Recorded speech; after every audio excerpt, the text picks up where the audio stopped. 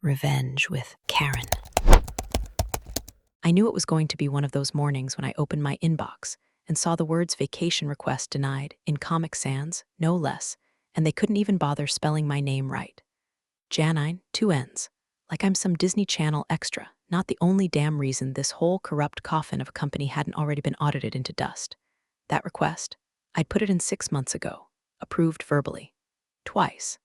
My first vacation in 15 years, 1 week off to sit by a lake and pretend my spine wasn't held together by caffeine, budget cuts, and the vague hope of a pension. But here we were, auto-rejection, no explanation, and the signature line read best, Chad Lormer, Director of Operational Excellence. I nearly choked on my instant coffee. And yeah, before we go any deeper into this slow burn catastrophe, do me a small solid. Tap the like button and hit subscribe. I know, everybody asks. But 97% of folks listening don't, and it really keeps the team running when you do. Like toner in my office printer, unappreciated but essential. All right, back to hell. Chad Lormer, fresh from some suburban leadership seminar, wearing shiny shoes that never touched a warehouse floor. He arrived with the energy of a car salesman and the vocabulary of someone who overuses synergy like it's foreplay. His first week held a meeting called Chad's Chat and brought a guitar, to a budget reconciliation session. Meanwhile, I was the ghost in the machine. Janine Carter, Senior Accountant Roman 3, the non-billable relic, as someone once whispered too loud in the break room. I kept quiet, kept the books clean, well, as clean as I was allowed. You ever seen $1 million invoice labeled Team Building Initiative Vegas? I had. I filed it. I also flagged it, printed a copy, dropped it into the locked bottom drawer of my desk labeled personal. Not that anyone noticed. Most days I was wallpaper, a coffee-stained spreadsheet in human form. I showed up early, left late, spoke only when audited. I didn't have work friends. I had office plants that died of neglect.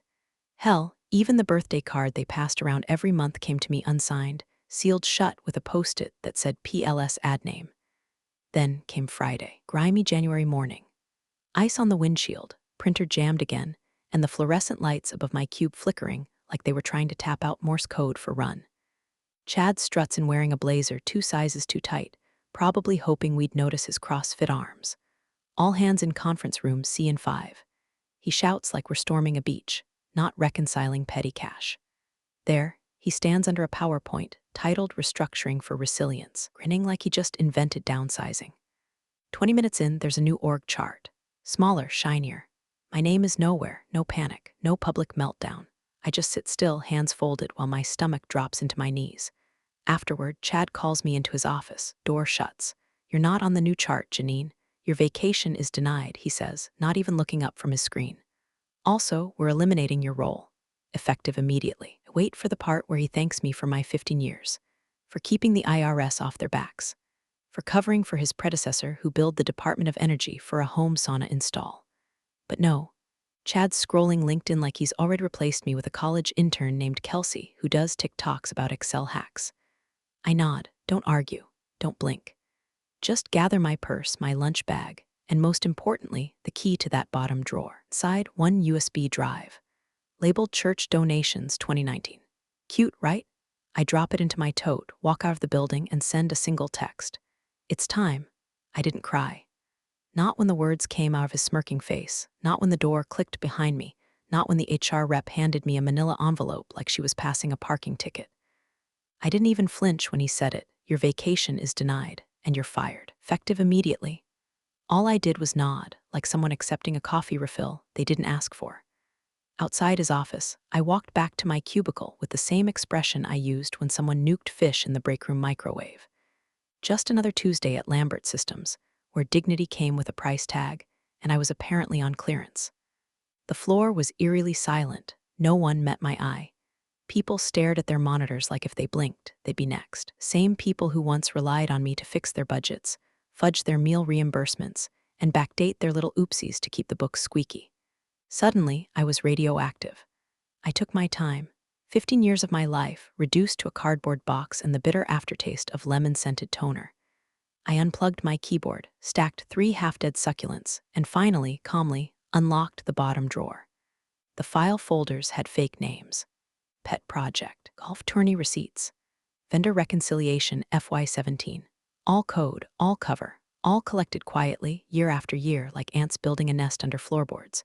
And there, wrapped in an old company sweatshirt nobody ever asked about, the USB drive. Church donations 2019. The irony still made me smile. Inside that little stick, 5 years of financial fingerprints no one thought to scrub. Misused federal funds, ghost vendors, travel invoices marked confidential. There was even a time card for the CEO's nephew, claiming 60 hours of work from a Cancun beach resort.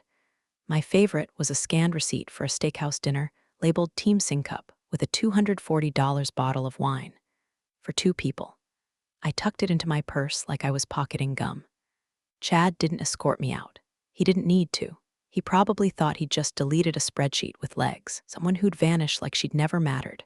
And honestly, that's what I wanted him to believe. I hit the elevator button like I was going down for lunch. No scene, no goodbyes. Let the silence do the screaming.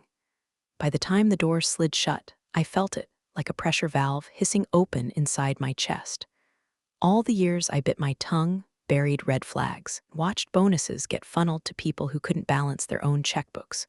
All of it was coiled inside me like a spring. And now it was unwinding. I walked out into the weak winter sun, clicked the remote on my beat-up Civic, and climbed in. My hands didn't shake. I didn't scream or punch the steering wheel. I just sat still for a moment, the kind of still where your whole life rearranges itself without permission. I pulled out my phone and sent a single text to a number I hadn't used in months. It's time. No emoji, no signature. Just 2 words that had lived in my drafts for 3 years, waiting for a moment I prayed would never come. Then I shifted into drive, not toward home, but east, toward the city, toward a certain parking garage beneath a certain federal building. Let Chad have his moment. Let him feel tall. He had no idea he'd just fired the person who knew where the bodies were buried. I passed my street without even slowing down. The house, the porch, the half-dead hydrangeas out front, I didn't look. Just kept my foot on the gas and let the snow-dusted city roll past the windshield like a screensaver I wasn't watching anymore. The Civic hummed like it knew this was the last trip we'd take together.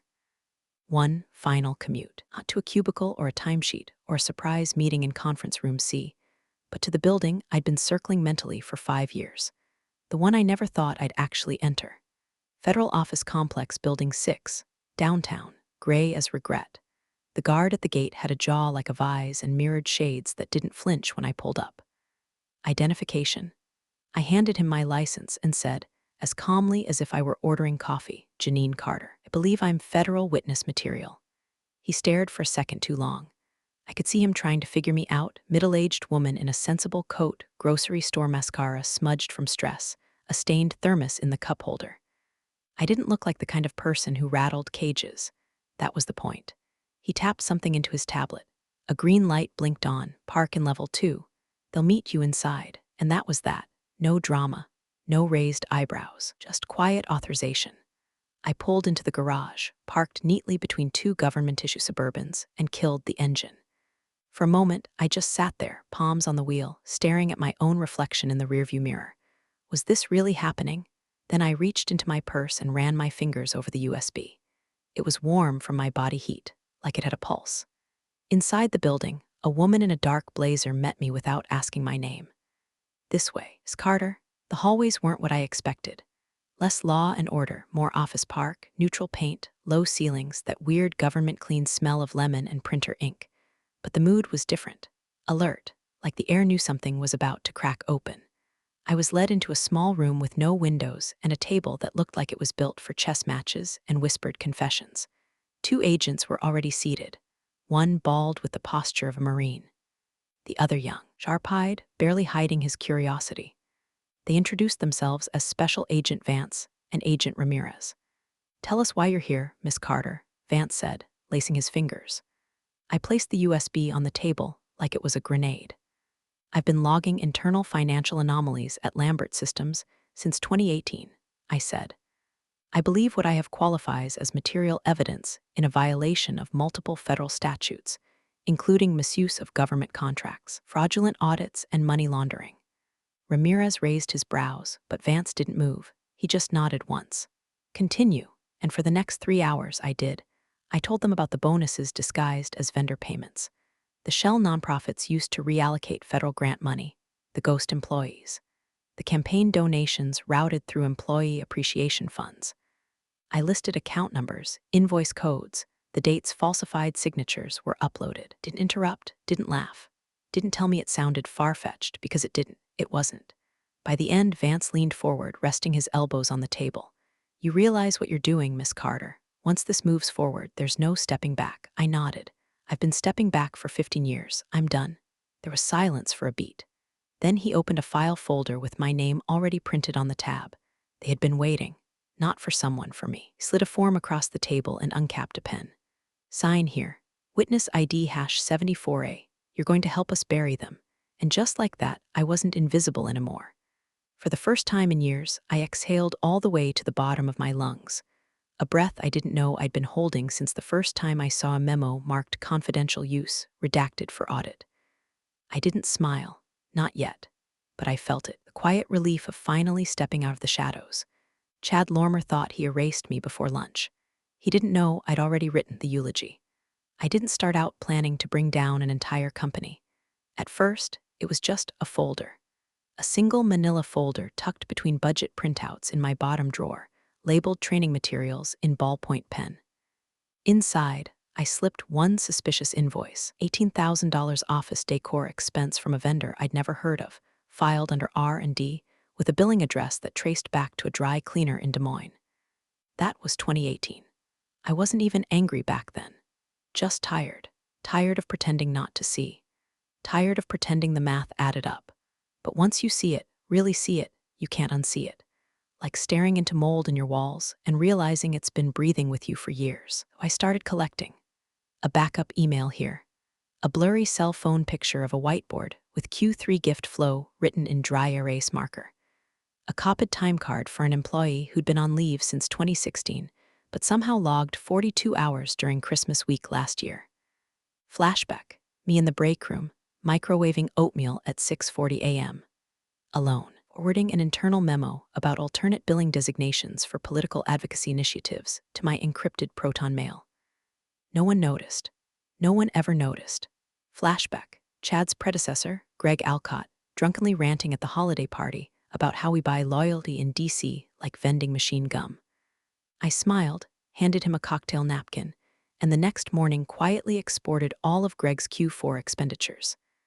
Back in the federal office, pulled out a small leather planner I'd carried for years, disguised as a grocery list notebook. I flipped it open to a page labeled Operations Overflow Department. "This department doesn't actually do anything," I explained. "They exist solely to absorb questionable expenses. Salaries, reimbursements, inflated consulting fees. It's where bad numbers go to hide." Agent Ramirez looked up from his laptop, eyes narrowed. "How many accounts like that are we talking?" "At least 9, I said, "possibly more. They rotate names every fiscal year."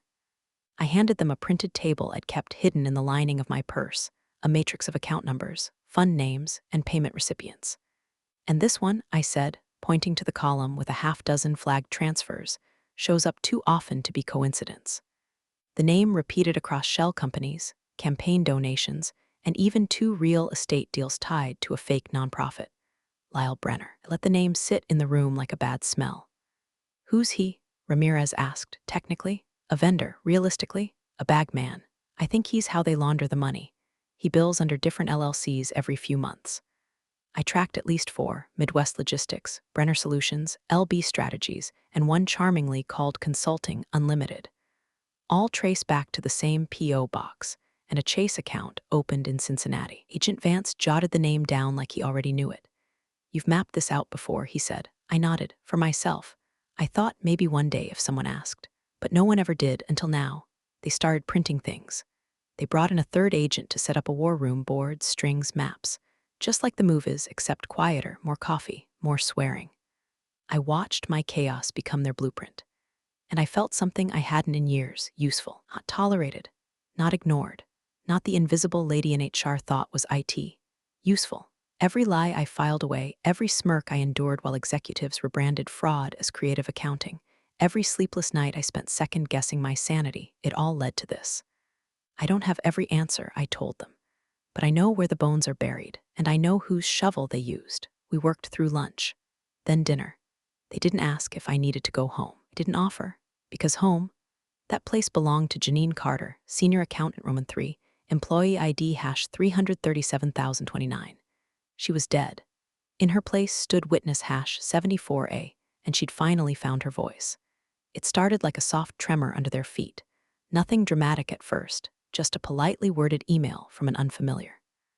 Gov address requesting clarification regarding Q2 reporting variances. Another one, this time CCing legal.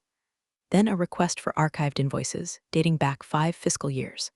Then silence. Not the good kind, not the problem-solved kind. The kind that made people sweat in $1,200 suits.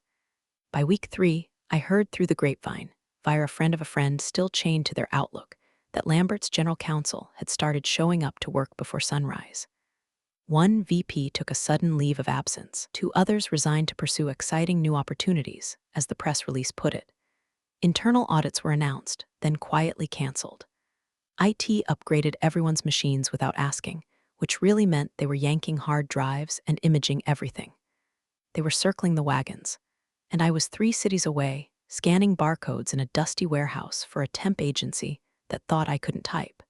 It was perfect.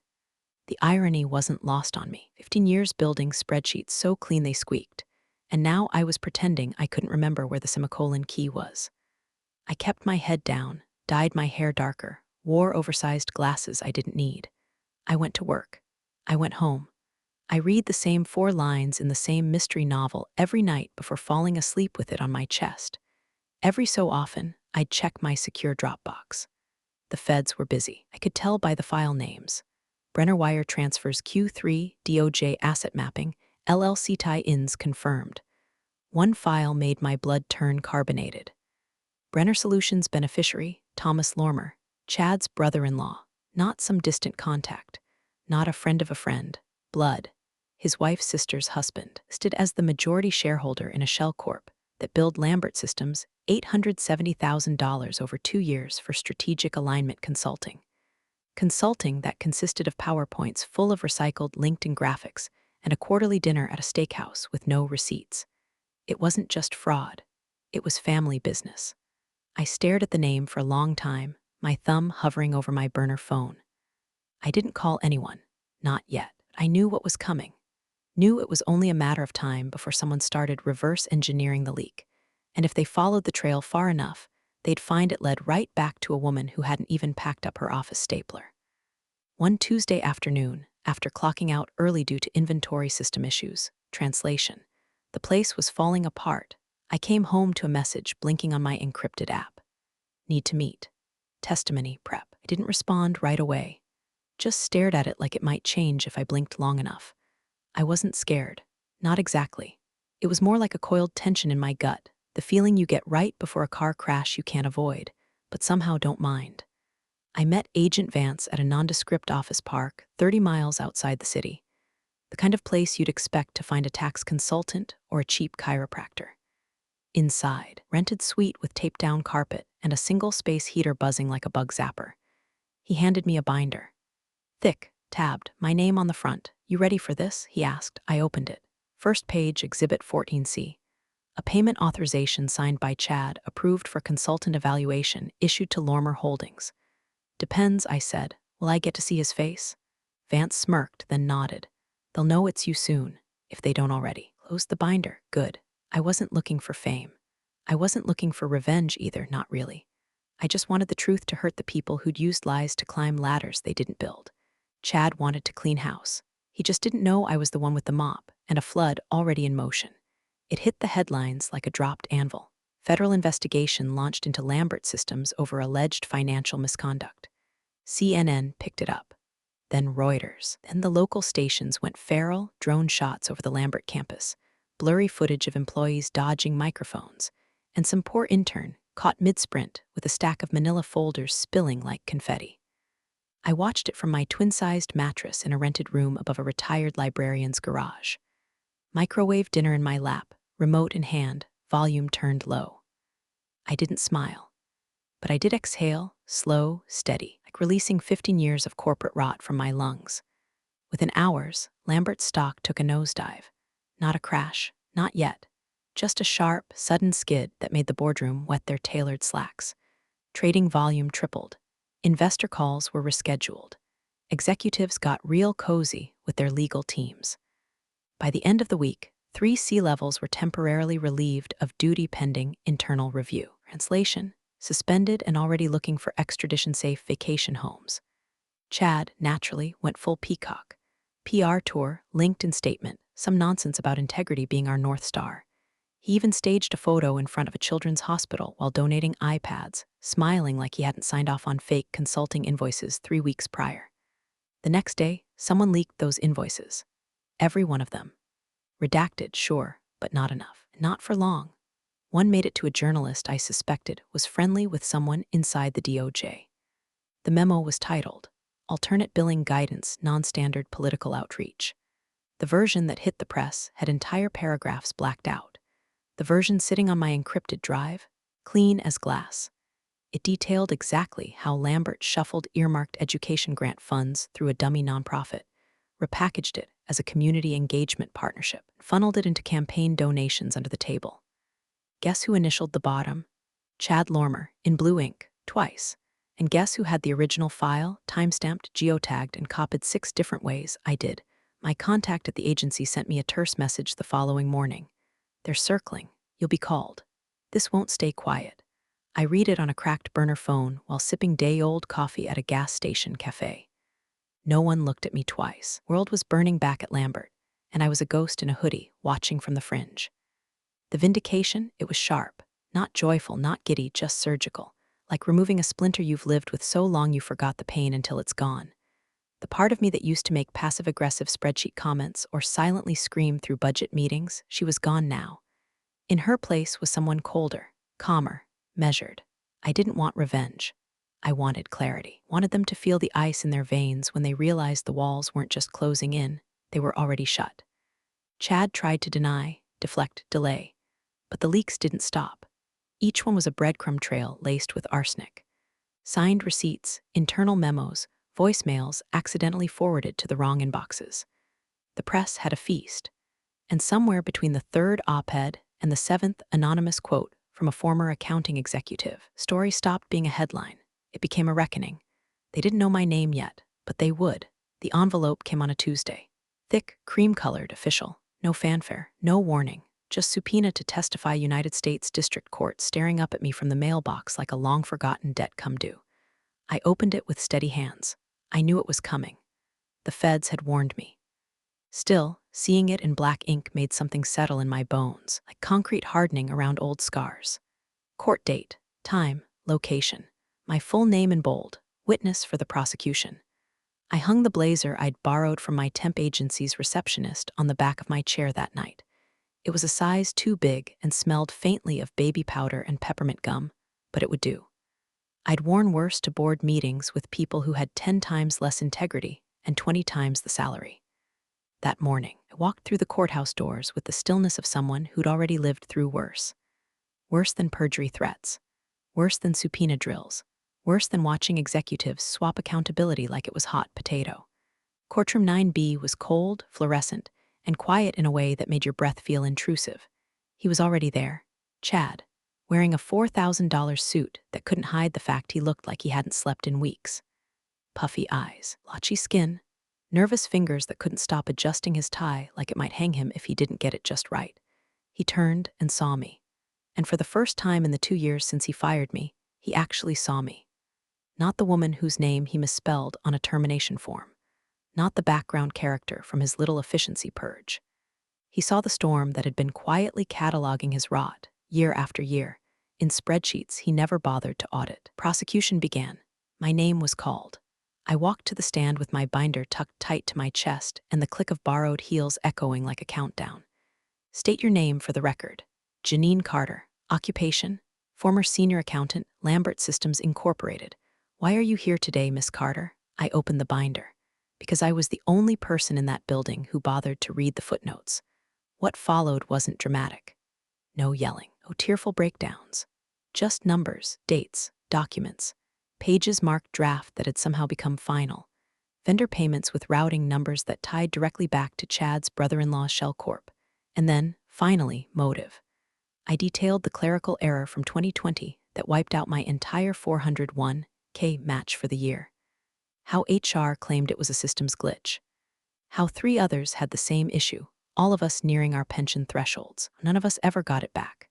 I showed the emails, me asking about the discrepancy, their evasive replies. I presented Exhibit 38B, a bonus payout list from that same quarter. 7 names, all executive. 1 payout equivalent to exactly the amount recovered from employee accounts, mine included. Chad paled. You could see the jury clock it, the blood leaving his face as fast as his credibility. He tried to avoid eye contact, but I looked right at him, not out of vengeance, out of recognition. He'd underestimated the quiet one, the woman who brought in homemade muffins and stayed late and never said no, the one who smiled politely while she scanned his receipts for fraud. Now I sat under oath, telling the truth he'd buried under buzzwords and bluster. By the end of my testimony, the courtroom was still. No coughs, no whispers. Just the scrape of my chair as I stood, closed the binder, stepped down, not victorious. Just clean. It wasn't about revenge anymore, it was about gravity, and gravity always wins. The arrests came quietly, the way thunder does when it's already over your head. One by one, the news dropped names like rotten fruit. CFO indicted on conspiracy and wire fraud. General counsel under investigation for obstruction. 2 VPs facing campaign finance violations. And Chad, oh Chad, rested at his gym in full lycra, mid-squat, according to the reporter with a sense of humor. They let him out past the treadmills while Journeys Don't Stop Believin' played in the background. That part made me laugh once, just once. Lambert systems bled out over the next week. Federal contracts frozen. Investigations opened in 4 departments. The stock stopped dipping and simply fell through the floor like wet ceiling tile. By Friday, board released a statement full of legally massaged regret. Unforeseen oversight, committed to accountability. The usual white-collar word salad served with a side of plausible deniability. They were in full evacuation mode, scrambling to restructure, reassure shareholders, rebrand their name into something that didn't taste like ash in your mouth. And me, I was gone, not dead, not vanished, just removed. I turned in my burner phones, wiped my drives, bought a second-hand Jeep from a retiree who cried when he handed over the keys. Left the city with 1 suitcase, 2 potted plants, and a binder labeled old taxes that no longer held any paper. Somewhere along the drive north, my lawyer called. Lambert's offering a settlement, she said. You're not named in the suit. You don't have to take it. But they know what you did, and they're scared of it happening again. I paused. I didn't do it for the money. I know, she said. This isn't about the money.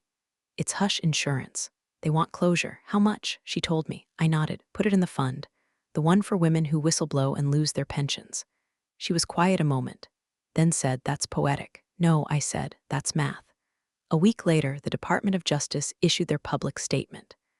A footnote at the bottom read, this investigation would not have been possible without the extensive cooperation of witness #74A. No name, no photo, no grandstanding.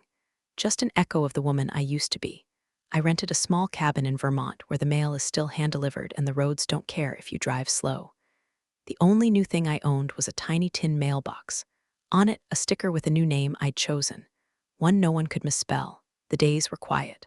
I chopped wood, learned to make sourdough, read paperbacks I never finished. No TV, just radio and the occasional rustle of foxes in the leaves. I still had the blazer. Hung it by the door like a photograph you don't hang on the wall. Sometimes, when the snow got too loud, I'd sit by the fire with a mug of strong tea and flip through the thick, bound copy of the court transcripts. Not to gloat, not even to remember. Just to remind myself it happened. I didn't imagine it. I didn't exaggerate. I didn't dream the whole thing up in a fit of midlife panic. The company really did collapse. The system really did crack, and I really was the one who pulled the thread. The knock came just after sunrise. Soft, polite, not the knock of someone with bad news or demands. Just a single, courteous rap against the wood of the cabin's old door, like the sound a bird makes when it forgets the glass is real. I opened it barefoot, still in my robe, mug in hand. Courier, young kid in a bright jacket, steam pouring off his breath in the cold. Delivery for he checked the envelope. Miss Nolan, that was me now, Miss Nolan. The name I gave to the mailbox, to the DMV, to the silence. I signed, nodded, and shut the door before he could ask what I did out here in the middle of the woods with no Wi-Fi and a wall full of books. The envelope was thick, stiff, no return address. Inside, a single newspaper clipping, cut with perfect edges. Wall Street Journal, National Edition. Front page. Business section. Final convictions in Lambert Systems fraud case. Former CEO Chad Lormer sentenced to 19 years. DOJ thanks anonymous whistleblower witness #74A for unprecedented cooperation. His mugshot took up half the fold. His eyes, once so smug and glossy, now dull and sunken like someone who finally realized the mirror was real. Face that had run out of rooms to spin in. I stood there for a long moment, letting the ink sink in. The fire crackled behind me. Somewhere outside, a squirrel chattered like it had a stake in the whole thing. No applause, no breaking news banner, just closure printed in newsprint. I walked out onto the porch, pulled the quilt tighter around my shoulders, and sank into the wooden rocker. Set my tea down. Opened the thick gray binder that sat beside the chair. Label on the front was neat, typed, and underlined. Lambert cleanup completed.